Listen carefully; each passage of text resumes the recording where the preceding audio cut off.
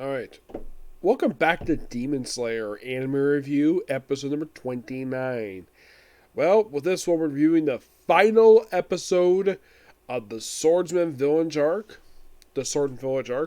which is called Connected Bond, Daybreak, and First Light. Excuse me. This one finished adapting chapter 125 and go straight to 127, roughly covering about almost 3 chapters. Now here's the thing, it was announced this episode was going to be 70 minutes. I'm like, wow, that's a lot of time. And the actual count of the episode runtime is 51 minutes. Yeah, which makes it the same runtime as the opening episode. I do not know why I did this for. So this will pick up a left out last time where like he's about to kill him and then he goes big. And it's like, oh, we're going to kill him. And then he slips away. Of course, he's like, running, like, he's burning also. Fall off a cliff. And he gets out. Of course, Tundra was, like, very heavily injured. And then he sees him trying to go after him, but he can't. He gets it. And all of a sudden, Nezuko gets down there. And all of a sudden, the sun starts coming up. Yes, the sun is coming up. And Nezuko starts burning. She kicks him away, and then eventually, like, the burning stops. We'll review what happened next. So then eventually he cuts off the head of the demon. Oh, it's over. Nope. The demon's still moving, despite the fact he's headless. And it turns out the real main body is hiding inside the heart of this regular-sized demon. Really? Yes, really. And eventually, like, he needs a sword. Because he actually is stuck inside the other guy. So, Toko, the Mist Hashra, throws out a sword that wasn't fully honed yet. And he uses that to run to him. And, of course, he slices to pieces and killing off the head demon. And he gets burned to a crisp. And then we see also the Love Hashra is like, oh, she can't take more of this. And eventually he just disappears. Like, okay, he's gone. Yeah, like, really? This dangerous demon. And he gets killed like, what, that's it? Yeah, it felt a bit anticlimactic. And she was so happy the fact it's over. And it's like, oh, Thunderbolt's the one got race toward him. And by the way, her outfit's like almost gone. She's basically lost her white coat she wore. I mean, she's on the verge of almost being topless. Yes. Oh, and she doesn't give a damn about being top. She doesn't care about the fact that she might lose her top. She doesn't care at all.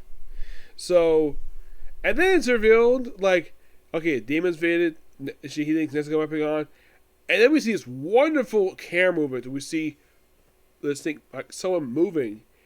And it turns out it's Nezuko, who is alive. And she's standing in sunlight. Oh, and her bamboo is removed. What? Yeah, seriously. That's the second time since the first episode has been removed. But she still has her fangs, her eyes like demon form, but she's not burning. Yeah, not burning.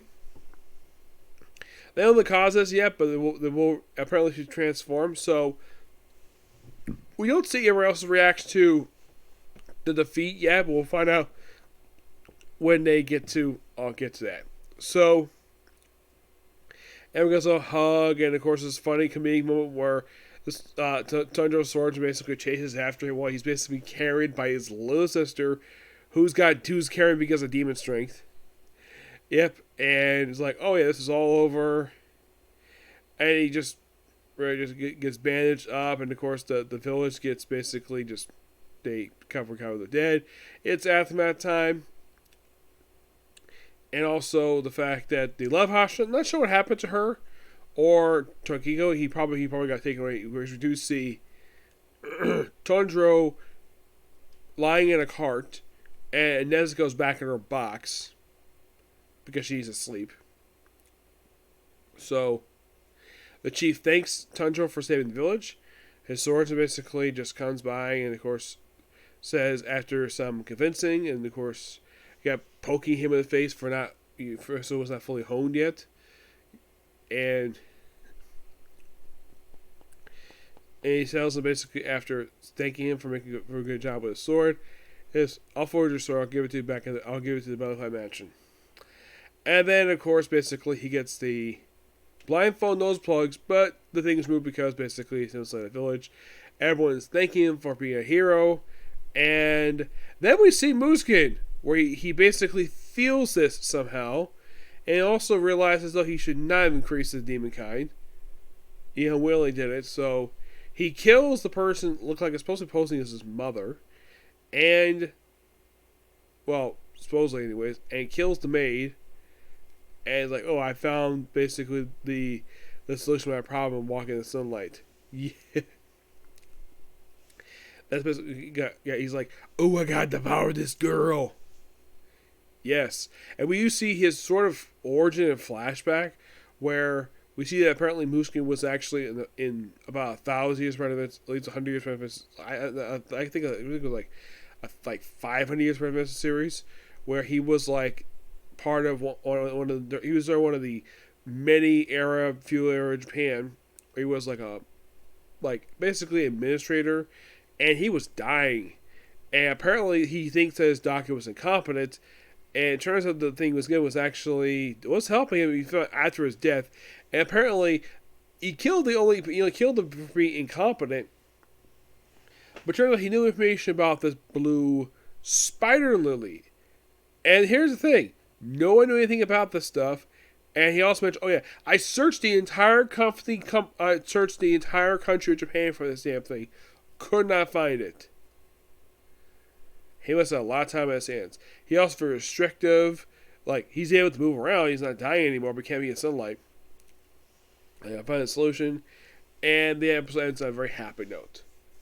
But this was a damn good episode. Love it. Final thoughts on Swordsmith Village. It's an excellent story arc. And I'm going to watch the dub when they have a chance to come out. I haven't watched yet the Entertainment District. I'll probably watch the dub for that soon. But there was an announcement made just yesterday that the studio, Ubisoft, is going to be adapting the very next arc, Hashira Training, which I should point out, though, is really short. Like, I think they shouldn't wait till like next year to do this. Like, have it come out in December. It's only nine chapters. Shouldn't take that long to adapt this unless they want to stretch it out as much as they can. I'm sure they're probably going to do that. Yep. They only have 2 story arcs left to adapt. Hashira Training and the final arc. Yeah, they're getting close to the very end, but we're not there just yet. So, 2 more upper demons have been defeated. So, in the past 3 arcs, they've already... basically, Tundra has already eliminated 3 of them already in 3 straight story arcs. One of them was eliminated by the Miss Hashira, which I thought was really cool. But I love the fact we're in that one, but who knows what's going to happen next. We'll find out. Now, it's rumored that it might come out spring next year. That is the rumor. Though I'm thinking that this arc probably won't be very long.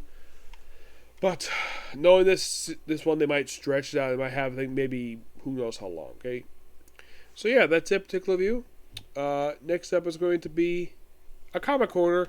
And then it's going to be My Hero Academia. Then after that, it'll be Konosuba. Okay, next video. Bye.